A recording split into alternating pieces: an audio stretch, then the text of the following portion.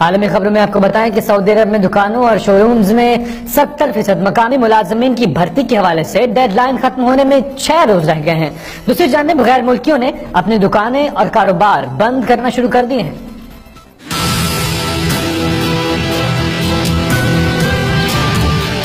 محکمہ لیبر کی جانب سے دکانداروں، آٹو موبائل شو رومز، کپڑے، فرنیچر اور گھریلو سامان کی دکانوں میں 70% سعودی ملازمین بھرتی کرنے کا حکم دیا گیا ہے، جس کے باعث سعودی عرب میں ہر قسم کے کاروبار میں سعودی ملازمین کی تعداد غیر ملکیوں سے بڑھ جائے گی، جو کہ مختلف ممالک کے باشندوں کے لیے بری خبر ہے، کیونکہ گھڑی، چشمے، الیکٹرانک اور طبی آلات اور آٹو پارٹس کی دکانوں ہوں یا کاروباری اور تعمیراتی دفاتر، سبھی 70% سعودی شہری کو ملازمت دینے کے پابند ہیں، جس کے باعث غیر ملکیوں نے اپنی دکانیں اور کاروبار بند کرنا شروع کر دیے ہیں۔ دوسری جانب معاشی ماہر فہد الشرافی کے مطابق سعودی ریٹیل مارکیٹ 375 ارب ریال مالیت کی ہے اور ملازمتوں پر مقامی افراد کو رکھنے کے فیصلے سے سعودی شہریوں کو اور ملکی معیشت کو فائدہ پہنچے گا۔